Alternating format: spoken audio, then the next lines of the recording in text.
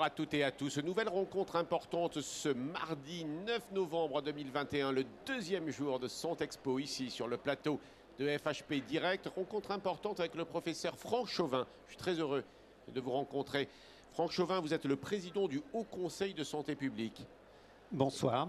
Et vous avez d'abord eu beaucoup de travail, j'imagine, dans cette période, d'autant que le ministre de la Santé, Olivier Véran, vous a confié une mission, je crois, qui est vraiment importante pour l'avenir de notre système de santé, de notre santé tout simplement, une mission de refondation de la santé publique en France, dans notre pays. C'est un chantier considérable. C'est un gros chantier. On avait très peu de temps pour réfléchir à cette refondation. Alors, il existait déjà des réflexions et on a essayé de synthétiser tout ce qui existait sur la base de ce qui s'était passé. Et effectivement, on a fait quelques constats qui étaient un peu inquiétants pour notre système de santé publique. Alors, vous le rendez quand? Vous l'avez ce rapport? On va le rendre dans les jours qui viennent. D'accord. Alors, Olivier Véran, le ministre des Solidarités et de la Santé, avait lancé 3 missions pour la rénovation de la santé publique. Exactement. Il y a la vôtre, donc, qu'il vous a confiée, notamment sur réellement la réorganisation, la restructuration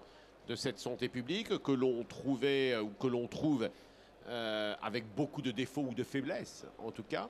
Une deuxième mission qui a été plutôt sur les sujets d'innovation de santé publique, une nouvelle conception notamment de la santé publique, je lis, à l'usage de la population et notamment des plus jeunes. Et une troisième plus tournée vers les technologies médicales pour les utiliser. C'est ça, à destination des professionnels de santé. Où est-ce qu'ils en sont, les deux autres? Même chose, tout le monde termine sa mission et on va faire la synthèse des 3 missions probablement à nouveau dans les jours qui viennent. Alors, comme on fait un peu de pédagogie, parce qu'il faut faire de la pédagogie sur la santé publique, je cite cette phrase d'Olivier Véran: il est urgent de refonder notre santé publique, urgent de la refonder, d'installer des outils et une culture moderne et innovante pour toujours mieux accompagner nos concitoyens en tirant des enseignements de la crise.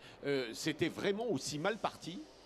Je ne sais pas si c'est mal parti, mais il y a une urgence effectivement parce que cette crise a montré des limites.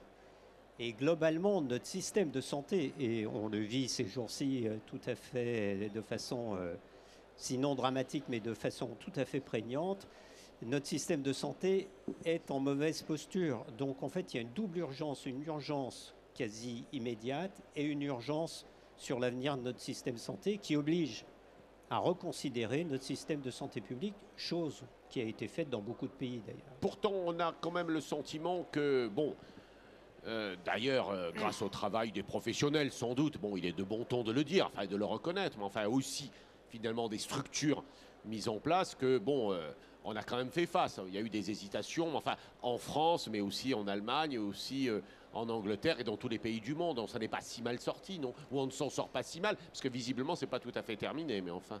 Non, d'abord la crise n'est pas terminée et on a vécu plusieurs crises successives. En fait, on a vécu 4 crises successives avec des vagues qui n'ont rien à voir les unes avec les autres et d'ailleurs la réaction qui n'avait rien à voir pour considérant les vagues les unes avec les autres. Et en fait, à chaque fois, on a constaté la même chose, c'est-à-dire la difficulté à mobiliser un système de santé publique, notamment sur le terrain. Et il a fallu organiser. On est arrivé à organiser, notamment pour ce qui est de la vaccination. On a très bien pu vacciner. On est un des pays qui a le mieux vacciné. Ce qui explique probablement d'ailleurs la situation actuelle de la France, qui est plutôt bien placée par rapport aux autres pays. Franck Chauvin, vous dites sur le terrain. Moi, j'aurais presque tendance à dire, est-ce que c'est pas plus problématique parce que la tête, enfin, les administrations d'en haut, finalement, ont peut-être mis du temps parce que finalement, sur le terrain, les gens se sont pris en main, non? C'est ce qu'on nous dit. Sur le terrain, bien entendu, qu'il faut s'organiser. Face à une crise, vous êtes obligé de vous organiser. Moi, je ne partage pas votre analyse. Oui, très bien. Je pense que l'organisation plutôt nationale, elle est très complexe, elle est compliquée et elle nécessite d'être simplifiée et d'être rendue beaucoup plus lisible, notamment pour les citoyens, pour les décideurs, parce que les décideurs étaient pris entre des feux différents, c'était très compliqué pour eux. En revanche, en termes de performance, je ne pense pas qu'il y ait grand-chose à dire. En revanche, sur le terrain, une santé publique, c'est prendre soin de la population. Et on voit qu'on s'est beaucoup appuyé sur les établissements de santé, et je pense que vous allez m'interroger là-dessus. On s'est beaucoup appuyé sur les établissements de santé, et heureusement. Mais on voit qu'en termes de santé publique territoriale, autour des collectivités, ça a été beaucoup plus compliqué, notamment dans la première vague où on a eu beaucoup de peine à mobiliser un certain nombre d'acteurs qui se sont ensuite mobilisés. Ok, c'est pas le diagnostic qui était compliqué à faire. D'ailleurs, on le voit bien, les scientifiques eux-mêmes ont beaucoup hésité, mais enfin bon, hésitent. C'est peut-être normal d'ailleurs d'hésiter. Ils ont fait d'ailleurs, vous avez, parce que vous êtes intervenu assez souvent, vous avez, je trouve, fait preuve de pédagogie. Mais enfin bon, c'est vrai que sur une matière qui était quand même, enfin je parle du Covid, qui n'était quand même pas très établie. Non, d'abord, il y avait un grand niveau d'incertitude. On était face à une épidémie. Alors, les épidémies, on connaît. Hein, il y a beaucoup d'épidémies dans l'histoire et dans l'histoire récente. Donc, ça, ce n'est pas un problème. En revanche, ce virus-là n'était pas connu. Il a fallu donc mettre en place un certain nombre de choses. La réponse a été tout à fait extraordinaire. La réponse à cette crise a été totalement extraordinaire. C'est la première fois dans l'histoire de l'humanité qu'on confine chez eux plus d'1 milliard de personnes en même temps. Ça n'est jamais arrivé dans toute l'histoire de l'humanité. Donc c'est une réponse tout à fait extraordinaire. Et a posteriori, on peut se poser quand même un certain nombre de questions sur l'aptitude de notre système à répondre de façon adéquate. Et on voit que les principes même de la santé publique, en fait, n'étaient pas partagés par un grand nombre d'acteurs. La santé publique, c'est quoi? C'est avoir des objectifs qui sont explicites. Donc ça nécessite de les expliciter. Alors bien sûr, on voudrait que les gens ne soient pas malades, mais c'est pas ça, c'est plus compliqué que ça. Ça suppose des modes d'action, des principes d'action et des méthodes. Et tout ça, on a vu que... Et des outils donc. Bien sûr, des outils, méthodes et outils, bien sûr, qui sont des choses que les professionnels de la santé publique connaissent. Et on a vu durant cette crise qu'on a eu de la peine à mobiliser toute cette technique de la santé publique parce qu'en fait, elle était peu partagée par un grand nombre de gens. Peu partagée, fragile, comment... Oui, peu partagée, fragile, probablement parce que notre système de formation n'est pas adapté. Et on s'est heurté à un autre problème, c'est la faiblesse de la culture en santé publique, en santé tout court, de la population française, qu'on n'a absolument pas dans certains pays. Certains pays ont une culture en santé bien supérieure à la France. De la population, d'accord, on va peut-être en reparler, mais également des professionnels eux-mêmes. Bien sûr, des professionnels de santé qui connaissent peu de la santé publique, des décideurs qui ne connaissent peu de la santé publique. Alors, au niveau national, ce n'est pas le problème. On a été confronté à des gens qui connaissaient plutôt bien et qui surtout ont rapidement compris les enjeux. Mais au niveau territorial, c'est plus compliqué. Et au niveau des ARS, etc., on a vu que c'était quand même une période très compliquée. C'est une période très tendue. Vous y avez participé, j'imagine, assez rapidement, avec quand même une nécessité de créer un comité ad hoc, un conseil ad hoc, conseil scientifique. Alors vous, à la tête de votre organisme de santé publique, mais enfin sans doute plus consensuel, plus lourd, vous étiez plutôt en décision de fond. Comment ça s'est passé? D'abord, et je pense que c'est ce qu'il faut qu'on fasse passer comme message, les scientifiques ne sont pas là pour prendre des décisions. Ce sont les politiques qui prennent les décisions. Et un système de santé publique qui est bien organisé sépare les ressources scientifiques des décideurs et de la population. Mais M. Delfraissy ne dit pas l'inverse, ne dit pas le contraire. Ah, mais je ne dis pas que... Je suis dans le conseil scientifique, donc je n'ai pas de problème avec ça. Si ce n'est qu'il faut jouer le jeu. Et il y a un certain nombre de pièges dans lesquels les scientifiques ne doivent pas tomber. On les connaît, hein. Moi je les enseigne à mes étudiants toutes les années. Donnez-moi 2 ou 3 exemples. Les scientifiques ne sont pas là pour faire des prédictions. On ne connaît rien à la prédiction. On sait faire des prévisions, on a des modèles, mais on ne sait pas faire des prédictions. Et il faut faire attention à ça. Notamment sur les plateaux télé. Notamment sur les plateaux de télé. Non, mais je veux dire, c'est très important parce que une fois que, surtout quand on dit un grand professeur a dit, bien sûr, ce qui est vraiment d'ailleurs tout à fait incroyable de dire que nous, journalistes, nous puissions dire ça. Enfin, pas moi, mais les autres. Oui, bien sûr. Il y a d'autres tentations qui sont de vouloir tout contrôler. Non, une population a une liberté de choix, d'adhérer ou non. Et quand on contraint cette liberté, ce n'est que dans certaines conditions. On va en venir. Être extrêmement clair. Je voulais vous interroger sur la veille, parce que ce qui me semble également, enfin c'est une question, est-ce que ce qui n'a pas péché, c'est que nous n'avions pas, peut-être, vous n'aviez pas, ou en tout cas l'État n'avait pas, ou il y en avait trop et on n'a pas su regarder, d'alerte sanitaire, non? Non, parce Non, que ça, quand vous c'est- reprenez le déroulé des opérations, en fait, l'alerte a été donnée très tôt, hein. Dès début janvier, on savait qu'il se passait quelque chose. Les premiers cas en France ont été traités comme des clusters potentiels, on a isolé, etc. Simplement, ce qu'on ne savait pas, c'est à quel point ce virus diffusait. Et si vous voulez, il y a une réflexion de fond derrière tout ça, qui est vraiment propre à la santé publique. Et je ne sais pas si vous vous souvenez de la discussion autour du zéro Covid, qui a été un point fort. On n'est jamais arrivé à se débarrasser d'un virus. On n'y est jamais arrivé dans toute l'histoire de l'humanité. On pense l'avoir fait pour la variole, mais on n'est même pas sûr que ça ne reviendra pas.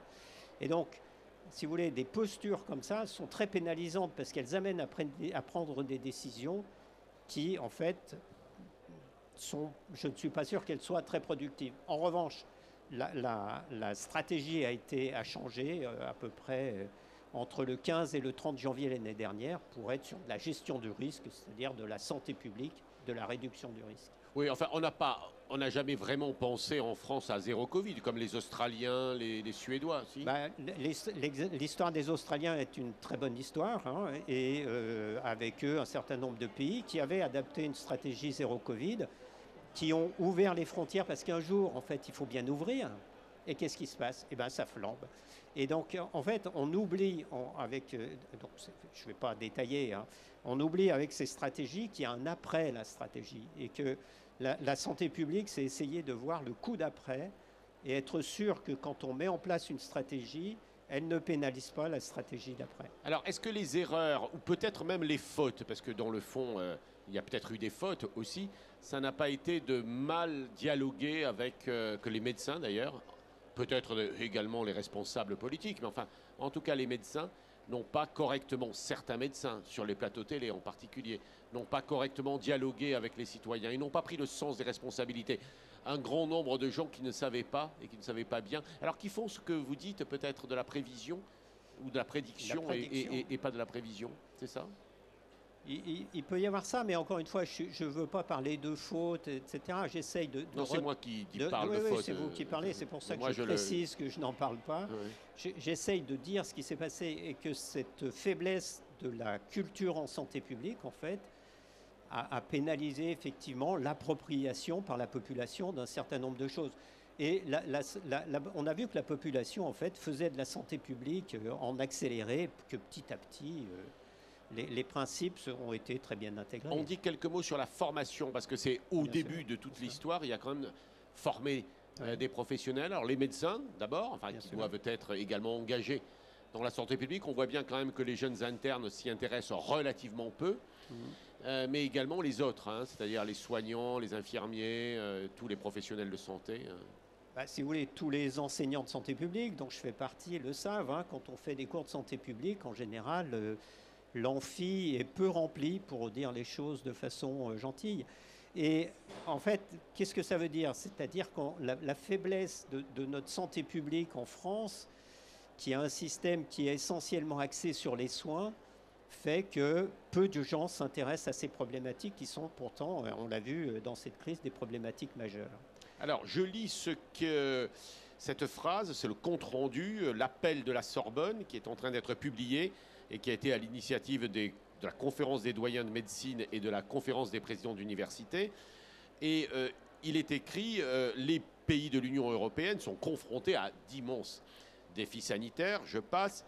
La crise du Covid a également servi d'électrochoc et mis en évidence l'importance de la vraie nature des défis en matière de santé publique qui se posent à l'Europe. Alors moi je lis ça parce qu'il y a deux mots. D'abord, les universitaires prennent conscience des besoins. Enfin, c'est la question.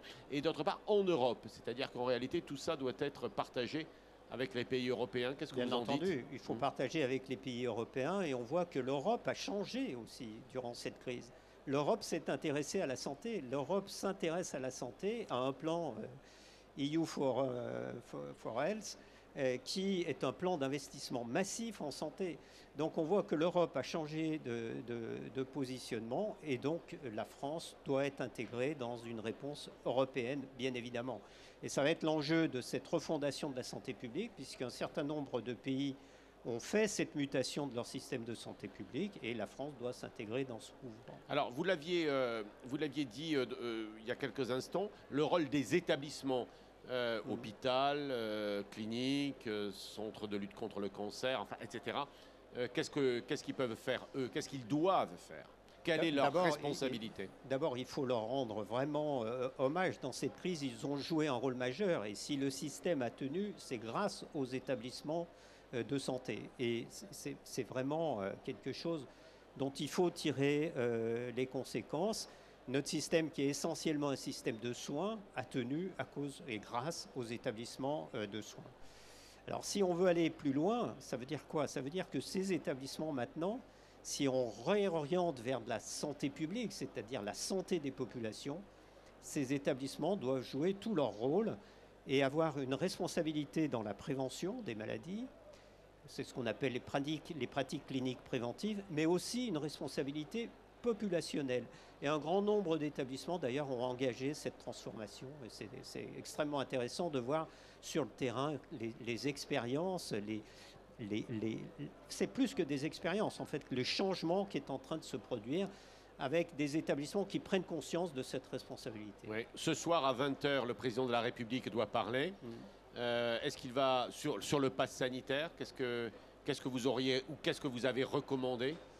Non, mais je ne vais pas rentrer là-dedans, je vais laisser le président de la République et sur le rappel, faire les... À votre avis? Ouais, on est confronté effectivement à une faible adhésion sur le rappel des personnes à risque. Alors certes, on pense aux personnes de plus de 65 ans ou voire plus dans les établissements spécialisés, etc. Je pense qu'il faut beaucoup insister sur les personnes à risque de moins de 65 ans, les gens qui présentent des comorbidités. Et on a découvert durant cette crise, et maintenant il y a beaucoup d'études qui sont en train de sortir, que l'obésité, le surpoids étaient un facteur de risque. Et donc vraiment, il faut sensibiliser la population, cette population-là, à se faire vacciner. Et petit à petit, je pense que la 3e dose va gagner et qu'on va petit à petit descendre l'âge limite. Et on va rentrer au bout d'un moment dans une vaccination, peut-être tous les ans, j'en sais rien, on verra. Avec des responsabilités aussi des pays développés vers les pays bien entendu. Enfin, tout ça, c'est des chantiers. Hein. Bien sûr, bien sûr. Bon, bah écoutez, Franck Chauvin, je vous souhaite bon courage. Avec nous, on vous suit. Merci en tout cas d'être venu sur le plateau et nous parler de santé publique. C'est le sujet, alors je le dis à la mode, mais en fait, c'est le sujet vraiment important. Merci beaucoup, Franck Chauvin. Merci.